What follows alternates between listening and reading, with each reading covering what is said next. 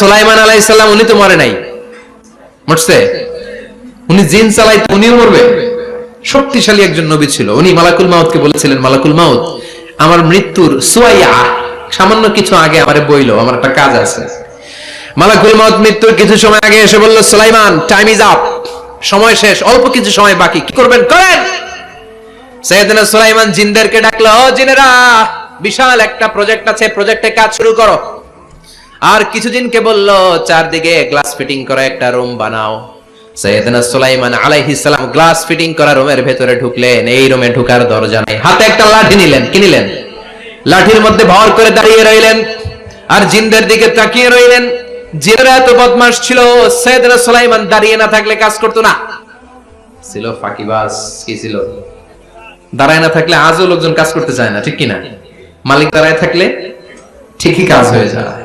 সুলাইমান আলাইহিস সালাম লাঠির মধ্যে ভর দিয়ে দাঁড়িয়ে রইলেন আর বললেন, কাজ করো। জিনেরাও কাজ শুরু করলো।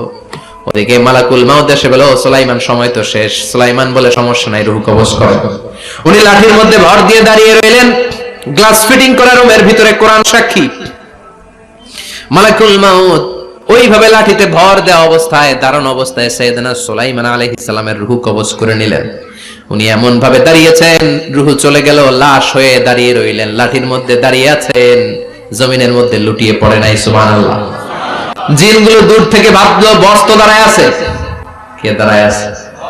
জিনেরা মনে করছে বস দাঁড়ায় আছে, কাজ করতে হবে। করতে করতে পুরা প্রজেক্টের কাজ শেষ। ইন দ্য মিন টাইম ঝিঝি পোকা, উই পোকা, যেই পোকা কাঠ খেয়ে ফেলে, এই কাঠ খাওয়ার পোকা সুলাইমান আলাইহিস সালাম লাঠির ভেতরে ঢুকে লাঠিও খেয়ে ফেলেছে। সাইয়েদনা সুলাইমান আলাইহিস সালাম ধপাস করে জমিনে পড়েছে।